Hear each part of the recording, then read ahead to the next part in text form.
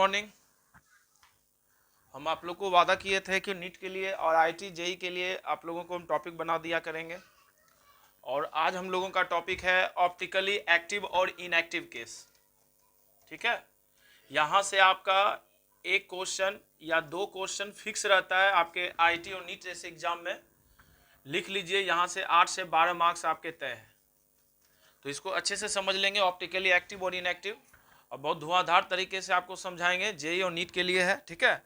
तो बस थोड़ी सी बातें इसमें आपको याद रखनी है जो कि आप लोग 12th बेसिक में जीओसी में पढ़े होंगे, ठीक है। तो ऑप्टिकली एक्टिव होने के लिए आपको सबसे पहले कायरल कार्बन चेक करना होता है। याद रखिएगा, कायरल कार्बन एटम चेक करना होता है, यानी CH स्टार। और सी से जुड़े हुए क्या होने चाहिए, सारे के सारे ग्रुप क्या होने चाहिए, जो इसके सब्स्टिट्यूएंट होने चाहिए वो डिफरेंट होने चाहिए। अगर जो कायरल होगा तो वो क्या होगा, ऑप्टिकली एक्टिव हो जाएगा। क्या हो जाएगा, ऑप्टिकली एक्टिव हो जाएगा। तो सबसे पहले आप लोग को कायरलिटी देख लेना है। उसके बाद आपको देखना है उसमें POS नहीं होना चाहिए, यानी प्लेन ऑफ सिमेट्री। क्या नहीं होना चाहिए, प्लेन ऑफ सिमेट्री। आपको हम एग्जांपल देकर अभी हम समझा देंगे, ठीक। एक थर्ड केस और क्या है, सेंटर ऑफ सिमेट्री भी उसमें नहीं होना चाहिए। क्या नहीं होना चाहिए, सेंटर ऑफ सिमेट्री। यानी अगर ये तीन चीज उसमें नहीं है, मतलब पहला अगर कायरल कार्बन एटम होना चाहिए, दूसरा POS नहीं होना चाहिए, तीसरा COS नहीं होना चाहिए, तो वो कंडीशन क्या होगा, ऑप्टिकली एक्टिव होंगे। और अदरवाइज ये क्या हो जाएंगे, ऑप्टिकली इनएक्टिव हो जाएंगे। चलिए हम क्वेश्चन शुरुआत करते हैं, ठीक है। तो आप इसको लिख लीजिए एक बार, और हम क्वेश्चन आपको बताना शुरू करते हैं, वहां से आप इसको ध्यान में दे दीजिएगा, ठीक है। चलिए, तो एक चीज और थोड़ा सा ध्यान दे दीजिएगा, 1 सेकेंड। एक आपको बराबर डबल बॉन्ड वाला केस पूछता है, ठीक है। तो याद रखिएगा, डबल बॉन्ड वाले केस में क्या होने चाहिए, पहला कि in even number of double bond होना चाहिए, even number of double bond होना चाहिए, ठीक है। याद रखिएगा, फिर क्या होने चाहिए, डबल बॉन्ड लगातार होने चाहिए, कम्युलेटिव के टाइप्स के होने चाहिए लगातार। जैसे मान लीजिए C double bond C double bond C, अब यहां पर A, यहां पर B, यहां पर भी A, यहां पर भी B, तो ये भी क्या होंगे, लाल लाली ऑप्टिकली एक्टिव होंगे, ठीक है। यहाँ क्या है, इवन नंबर में है और AA और BB के फॉर्म में है, या BAAB के फॉर्म में होना चाहिए। तो ये चार कंडीशन आप लिख लो। इस चार कंडीशन से बाहर आपके एग्जाम में क्वेश्चन नहीं आएंगे। इसी से आपका ऑप्टिकली एक्टिव चेक हो जाएगा और 8 से 12 मार्क्स आपके मुट्ठी में है, ठीक है। तो शुरुआत करते हैं हम कुछ एग्जाम्पल लेकर और कुछ PYQ लेकर, ठीक है। मिटा रहे हैं, तो शुरुआत करते हैं, कुछ क्वेश्चन को हम लोग देखेंगे, ठीक है, और बताते चलेंगे साथ में ऑप्टिकल एक्टिव है या नहीं है। चलिए, फर्स्ट नंबर क्वेश्चन है आपका, देखिएगा, CH3 CH2 CHOH CH3। अब आपसे पूछ दिया जाएगा कि ये ऑप्टिकली एक्टिव है या इनएक्टिव है। तो ऑप्टिकल एक्टिव होने के लिए अगर सिंपल वाला केस है तो इसमें आप सिर्फ कायरलिटी देख लो। अगर कायरल कार्बन है तो वो ऑप्टिकली एक्टिव हो जाएंगे। तो चेक कर लेते हैं इस कार्बन को। ऊपर क्या है, लाल लाली OH है, इधर क्या है, कार्बन CH2 यानी पूरा ग्रुप है, इधर CH3 है, और नीचे इसको ओपन कर लो तो H है। तो चारों तरफ क्या है, ये पूरा ले लेंगे, ये ले लेंगे, चारों तरफ डिफरेंट है, तो इसका मतलब ये कायरल है। तो ये क्या हो जाएगा, ऑप्टिकली एक्टिव हो जाएगा, ठीक है। बताते हैं आपको हम 12th के भी बेसिक में, ये कार्बन से देख लीजिए, इधर भी डिफरेंट ग्रुप है, OH, इधर CH3, इधर H, इधर CH2 CH3, तो ऑप्टिकली एक्टिव हो गए।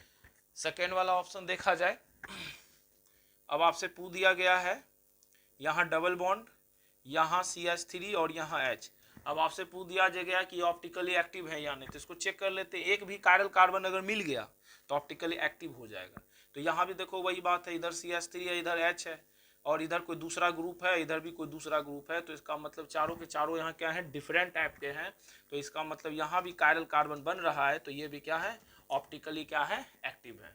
या आप यहाँ पर चेक कर सकते हैं प्लेन ऑफ सिमेट्री, जो कि नहीं है। आप यहाँ बीचों बीच आप देख लीजिएगा, ठीक है। तो आप देखेंगे तो इधर साइड CH3 वाला पार्ट दिख रहा है, इधर H के साथ डबल बॉन्ड दिख रहा है, तो दोनों तरफ डिफरेंट दिख रहा है, प्लेन ऑफ सिमेट्री भी नहीं है, तो इसलिए ये भी ऑप्टिकली एक्टिव हो जाएगा। थर्ड नंबर वाले पर आते हैं, चेक करते चलिए।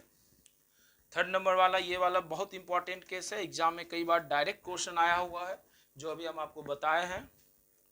इधर H है, इधर H3C है, ठीक है, और इधर आपको क्या दिया है, CH3 है, और इधर क्या दिया है, H दिया है, ठीक है। अब आपसे पूछ दिया गया कि ये ऑप्टिकली एक्टिव है कि इनएक्टिव है, तो अभी बताए थे कि डबल बॉन्ड इवन होना चाहिए, इवन नंबर में है यानी सम संख्या में है, ठीक है। लगातार होना चाहिए था, लगातार भी है, और इधर ए, ठीक है, इधर ए, इधर बी, इधर बी, तो ये भी ऑप्टिकली एक्टिव है। अगर मान लीजिए यहाँ डबल बॉन्ड इवन नहीं ऑड नंबर में रहता तो ये क्या हो जाते, इनएक्टिव हो जाते। तो इस केस को याद रखिएगा, बहुत बार पूछता है। और कुछ क्वेश्चन लेते हैं हम, देखते चलते हैं, ठीक है। तो ये भी ऑप्टिकली एक्टिव है। आपको इसको, इस वीडियो को देखने के बाद आपको ऑप्टिकली एक्टिव और इनएक्टिव में कभी कोई प्रॉब्लम नहीं आएगा। 4 नंबर क्वेश्चन देखते हैं हम लोग। मान लीजिए यहाँ पर साइक्लो दे दिया गया है, और यहाँ पर CH3 है, और यहाँ भी CH3 है, और क्या है, यहाँ Cl है, और यहाँ क्या है, H है। तो चलिए देखते हैं। अब यहाँ पर क्या है, आप कार्बन को देख पा रहे होंगे, तो ये कार्बन क्या है, यहाँ पर चारों ग्रुप यहाँ पर सेम है, यानी कायरल कार्बन क्या है, यहाँ पर 0 है। कायरल कार्बन यहाँ पर क्या है, 0 है, जिस कारण से आप इसको क्या कह सकते हैं, ऑप्टिकली इनएक्टिव कह सकते हैं। क्या कह सकते हैं, या होगा, क्या होगा, ये ऑप्टिकली इनएक्टिव हो जाएगा, ठीक है। आप यहाँ पर भी चेक कर सकते हैं कि इधर तो क्लोरीन है, इधर H है, ये दोनों डिफरेंट है, लेकिन उसके बाद वाला ये पूरा पार्ट्स और ये पूरा पार्ट्स, ये दोनों सेम हो गया। चारों जब डिफरेंट होगा तभी कायरल कार्बन निकलेगा। तो यहाँ आप देख रहे होंगे कि क्लोरीन अलग हो गया, H अलग हो गया, लेकिन इसके बाद वाला जो ये रेस्ट पार्ट देखिए, ये भी सिमिलर है, CH3 के इधर वाला पार्ट्स और CH3 के इधर वाला पार्ट्स, ये भी सिमिलर है। तो दोनों पार्ट्स सेम हो गया, तो सेम नहीं होना चाहिए था, तो यहाँ भी C सेंटर क्या हो जाएगा, 0, यानी ये ऑप्टिकली क्या हो जाएंगे, इनएक्टिव। या आप देख लेंगे यहाँ पर ऐसे करके प्लेन ऑफ सिमेट्री यहाँ पर है, तो अगर प्लेन ऑफ सिमेट्री यहाँ पर होगा तो ऑप्टिकली एक्टिव नहीं होकर ये क्या हो जाएगा, इनएक्टिव हो जाएगा, ठीक है। तो चलिए, तो 4 नंबर क्या हो जाएगा, इनएक्टिव हो जाएगा। अब आते हैं कुछ स्पेशल टाइप्स के क्वेश्चन पे। तो सबसे पहले आपको हम समझा देते हैं कि कई बार एग्जाम में आपसे बाइफिनाइल वाला क्वेश्चन भी पूछता है, भी आया है, ठीक है। बाइफिनाइल क्वेश्चन भी पूछता है। बाइफिनाइल में याद रखिएगा कि एक ही कंडीशन पहला क्या होना चाहिए कि ऑर्थो सब्स्टिट्यूएंट देखना है हमको। क्या देखना है, ऑर्थो सब्स्टिट्यूएंट देखना है, वही होता है ऑप्टिकली एक्टिव। याद रखना लाल लाली, क्या होता है, ऑर्थो सब्स्टिट्यूएंट वाला केस ही क्या होता है, ऑप्टिकली एक्टिव। बाइफिनाइल का मतलब क्या हो गया कि अगर 2 बेंजीन बने हुए रहेंगे, एक दूसरे से जुड़े हुए रहेंगे, तो उसी को हम लोग क्या कहेंगे, ठीक है, उसी को हम लोग क्या कहेंगे, एक सेकेंड रुक जाओ। 2 बेंजीन अगर आपस में जुड़े हुए रहेंगे तो उसी को हम लोग क्या कहेंगे, बाइफिनाइल कहेंगे। क्या कहेंगे, ये हमारा ग्रुप हो गया बाइफिनाइल हो गया। और बाइफिनाइल में यदि मान लीजिए यहाँ से पोजीशन है, तो यहाँ अगर कंपोनेंट्स है, यहाँ अगर है, या यहाँ छूट रहा है, यहाँ छूट रहा है, तो इसी केस में याद रखेंगे कि ऑप्टिकली एक्टिव होगा, अदरवाइज ऑप्टिकली एक्टिव होने का चांसेस ऑर्थो को छोड़कर किसी पर नहीं होता है। फिर हम लोग चेक करेंगे प्लेन ऑफ सिमेट्री, फिर चेक करेंगे सेंटर ऑफ सिमेट्री। तो आइए कुछ हम लोग बाइफिनाइल वाला क्वेश्चन देखते हैं, ठीक है। तो चलिए, ये सब क्वेश्चन आपके एग्जाम में आता है। तो कुछ क्वेश्चन हम लोग बाइफिनाइल वाला देख लेते हैं, और बाइफिनाइल वाला क्वेश्चन थोड़ा सा अच्छा क्वेश्चन होता है। तो चलिए, फर्स्ट क्वेश्चन आपको दिया गया है बाइफिनाइल के केस में, ठीक है। यहाँ पर पहले हम लोग बाइफिनाइल बना लेंगे, पहले हम लोग क्या कर लेंगे, बाइफिनाइल बना लेंगे। अब बाइफिनाइल बनाने के बाद देखिएगा क्या है, यहाँ पर आयोडीन है, ठीक है, और देख लेंगे यहाँ पर क्या है, यहाँ पर भी आयोडीन है, सॉरी हाँ, यहाँ पर भी आयोडीन है। अब आपसे पूछा जा रहा है कि ये वाला जो है आपका ऑप्टिकली एक्टिव होगा कि इनएक्टिव होगा।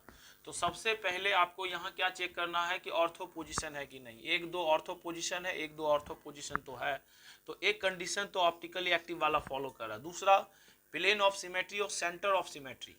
आप यहाँ पर देखेंगे कि सेंटर ऑफ सिमेट्री जो है यहाँ पर बन रहा है, जिसके कारण ये ऑप्टिकली एक्टिव नहीं होकर ये ऑप्टिकली क्या हो जाएगा, इनएक्टिव हो जाएगा। क्या हो जाएगा, इनएक्टिव। आप यहाँ पर देख रहे होंगे आयोडीन है, यहाँ पर भी आप देख रहे होंगे आयोडीन है, तो यहाँ से आप देख पा रहे होंगे कि क्या हो पा रहा है कि सेंटर ऑफ क्या हो रहा है, सिमेट्री पॉसिबल हो रहा है, जिसके कारण ये ऑप्टिकली क्या हो जाएंगे, इनएक्टिव हो जाएंगे। आप सिंपल ध्यान रखना कि अगर मान लो ऑर्थो पोजिशन पर सिमिलर ग्रुप आ जाए तो इस केस में ये क्या हो जाते हैं, इनएक्टिव हो जाते हैं, ठीक है। एक केस की बात कर रहे हैं, अगर यहाँ CH3 रहता है, यहाँ CH3 रहता, फिर भी ये क्या होते हैं, इनएक्टिव। अगर यहाँ C2H5 रहता है, यहाँ C2H5 रहता, तो ये भी क्या होते, इनएक्टिव होते, ठीक है। बात समझ गए। और ये याद रखना ऑर्थो पोजीशन ही होना चाहिए। ज़्यादा डेप्थ में जाओगे तो सेंटर ऑफ सिमेट्री यहाँ पर पॉसिबल है। आप देख रहे होंगे यहाँ से वही डिस्टेंस बन रहा है, यहाँ से भी वही डिस्टेंस बन रहा है, और ये यहाँ स्टेरिक हिंड्रेंस होगा नहीं, जिसके कारण ये स्ट्रक्चर पलट के ऊपर चला जाएगा और दोनों फिगर क्या हो जाएगा, सेम हो जाएगा, तो सेंटर ऑफ सिमेट्री पॉसिबल हो जाएगा। अब सेकेंड नंबर पे आते हैं। कुछ केस है आपको हमने अभी तुरंत बताया था। अब बताइए ये वाले केस को अगर हम लोग ले लें, ठीक है, एक सेकेंड, ये वाले केस को अगर हम लोग ले लें और यहाँ CH3 और यहाँ CH3, अब आप मेरे को बताइए कि अभी तुरंत हम आपको हिंट दिए हैं कि ऑप्टिकली एक्टिव होगा कि इनएक्टिव होगा, तो ये भी क्या होंगे, लाल लाली ऑप्टिकली इनएक्टिव हो जाएंगे, ठीक है। तो पूरा धुआं धुआं कर देना। क्यों होंगे इनएक्टिव, क्योंकि यहाँ पर भी सिमिलर ग्रुप छूट गया है। तो याद रखना कि एक सिंगल सब्स्टिट्यूएंट का अगर सिमिलर ग्रुप छूट जाए या एक ही ऑर्थो पोजिशन पे सिमिलर ग्रुप छूट जाए तो कभी वो एक्टिव नहीं होंगे। ऑर्थो पोजिशन तो है, कंडीशन तो देखते रहना कि ऑर्थो पोजिशन आ रहा है या नहीं। थर्ड नंबर क्वेश्चन पे आते हैं लाल लाली। अब थर्ड नंबर देखेंगे, ठीक है। देख लेते हैं। यहाँ पर फिर आपको बाइफिनाइल का केस है, अभी तो हमसे बाइफिनाइल ही चलेंगे। आप इसके बाद कैसा भी क्वेश्चन है आप आराम से धुआं धुआं कर दीजिएगा। यहाँ NO2 है और यहाँ पर देख लेते हैं, ठीक है। यहाँ पर अब आप देख लेते हैं कहाँ पर NO2 दिया गया है, NO2 नहीं, यहाँ I दिया गया है, ठीक है, यहाँ पर I दिया गया। अब ये ऑप्टिकली एक्टिव है या इनएक्टिव है, इतना बता दीजिए। तो ये ऑप्टिकली क्या है, इनएक्टिव है, इसमें सोचना ही नहीं है। रीजन क्या है, ये ऑर्थो पोजीशन पे नहीं। यहाँ से काउंट करो 1 2 3, ये कौन सा पोजीशन है, मेटा। यहाँ पर से बात करो 1 2 3, ये कौन से पोजीशन है, मेटा। और आपको हम बताए हुए हैं कि मेटा किस पोजीशन को कहते हैं, 1 3, पारा किस पोजीशन को कहते हैं, 1 4, ऑर्थो किस पोजीशन को कहते हैं, 1 2। तो ये हो गया मेटा। तो ये मेटा पे तो केस कभी लागू होगा ही नहीं, तो ये क्या हो गए, इनएक्टिव। समझ में आ गया। अब चलिए एक क्वेश्चन और देख लिया जाए और उसके बाद यकीन है कि आप लोग इसको धुआं धुआं कर दीजिएगा और आज के बाद से नीट वाले क्वेश्चन में ये समय परेशानी आपको नहीं होगा। चलिए एक क्वेश्चन और हम लेते हैं और ये क्वेश्चन आपका प्रीवियस ईयर में ये भी आया हुआ क्वेश्चन है। यहाँ पर पहले हम लोग क्या बनाएंगे तो बता दो, पहले हम लोग बनाएंगे बेंजीन।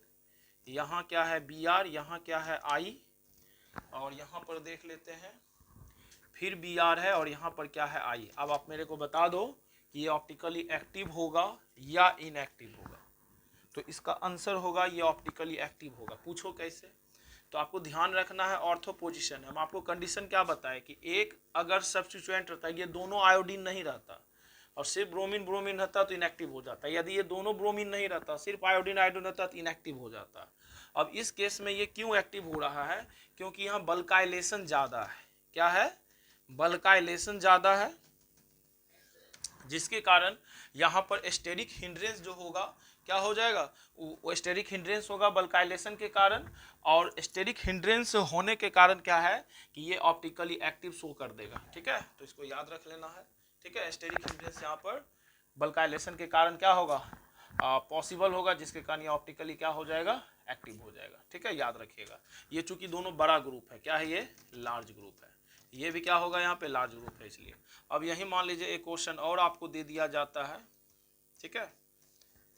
चलिए ठीक है, अब यहाँ पर देख लेते हैं थोड़ा सा कि यहाँ पर अगर मान लीजिए ब्रोमीन को हटाकर यहाँ फ्लोरीन दे दिया गया है क्वेश्चन में, और अब आपसे पूछ दिया गया कि ये ऑप्टिकली एक्टिव होंगे कि इनएक्टिव होंगे, तो ये आप मेरे को बताओ, ये ऑप्टिकली